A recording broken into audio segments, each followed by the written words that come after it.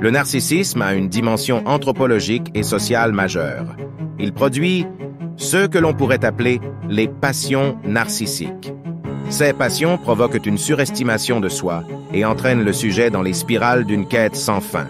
Conquête de gloire, appétit de pouvoir, avidité de reconnaissance, volonté de maîtrise, soif de prestige, ostentation et mégalomanie. Ces traits caractériels sont des attitudes humaines qui ont de tout temps étonné et indigné les moralistes, à des degrés divers.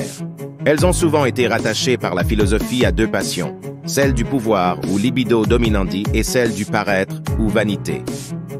Le drame de cette osmose entre narcissisme et politique a des conséquences sur la vie collective que les ambitieux n'hésitent pas à sacrifier au profit de leur valorisation personnelle. C'est ainsi que, lorsque les mécanismes institutionnels ne les en empêchent pas, le tyran entraîne son pays dans les pires aventures pour satisfaire son appétit de grandeur. Le prestige personnel prend le pas sur l'intérêt général. Il est surprenant de voir comment les individus changent de conduite selon leur position hiérarchique et comment les principes auxquels ils semblaient attachés tout à coup vacillent sans que cela entraîne le moindre remords. À tout égard, le comportement de Mohamed Bazoum étonne les Nigériens. Le peuple du Niger n'arrive toujours pas à comprendre cette attitude de mépris à leurs égards de la part d'un homme qui se dit nigérien et musulman avant tout. Il y a là à saluer le comportement de tous ces dirigeants qui ont accepté de plier leurs égos pour l'intérêt de leur peuple et la stabilité de leur pays. Démission d'Ibrahim Boubacar Keïta pour l'intérêt supérieur de la nation malienne. Alpha Condé aussi a refusé toute effusion de sang pour son pays pour le remettre au pouvoir. Démission de Roch Marc Christian Kaboré pour éviter le chaos dans son pays, le Burkina Faso. Le lieutenant-colonel Damiba a aussi démissionné et a appelé à l'unité du Burkina Faso. Ali Bongo subit un putsch et accepte son sort. Le Gabon reste en paix. Seul Mohamed Bazoum refuse de mettre en avant l'intérêt du Niger avant ses propres intérêts. Tous ses prédécesseurs au Niger qui avaient subi des coups d'État n'avaient nullement agi comme il le fait aujourd'hui. D'ailleurs, il était devant la scène pour applaudir les putschs, allant jusqu'à s'opposer à toute sanction contre le Niger. Ordonner à des institutions et organisations de la sous-région de prendre des sanctions inédites contre son propre peuple sans aucune distinction, allant jusqu'à ordonner la suspension de la fourniture en électricité à tout un pays.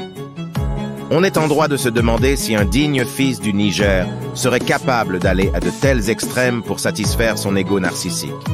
Pourtant, Mohamed Bazoum l'a fait et est allé jusqu'à commanditer une intervention militaire qui causera assurément la destruction de son pays et la mort de plusieurs milliers de Nigériens.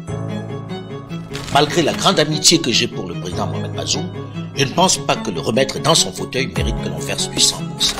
Souvenez-vous l'accord historique qu'il a soutenu pour installer un putschiste au pouvoir. Oui, le fils Kaka Déby, qui à la mort de son père Idriss Déby Itno, a piétiné la Constitution, a superbement ignoré les dispositions juridiques et arraché le pouvoir. Voici comment le président Mohamed Bazoum expliquait le soutien de la France et de ses pairs de la sous-région au hold-up du fils Déby. Le pays était agressé de l'extérieur, on le sait, et n'étant pas sûr de la cohésion de l'armée, de l'état de son moral, de ses capacités à faire face à cette situation, si c'est la Constitution dans sa lettre qui devait être appliquée, il y avait des risques que ce pays, qui constitue un pôle de stabilité dans notre zone, bascule aussi dans l'instabilité. Même si nous devrions considérer qu'il s'est agi d'un coup d'État, la raison commande que nous fassions le pari que, à la faveur de cette transition pour laquelle nous avons exprimé notre point de vue et demandé de faire les choses conformément à un certain nombre d'objectifs qui nous ont été promis et sur lesquels nous sommes en train de marcher, qu'on envisage donc une transition qui permette un dialogue et qui fasse en sorte que le Tchad ait peut-être un nouveau départ. C'est le pari que nous avons fait pour la stabilité de notre région. Décidément, Mohamed Bazoum est un homme politique qui change de position et de discours en fonction des situations et fait primer ses intérêts personnels et ceux de la France au détriment des intérêts de son pays.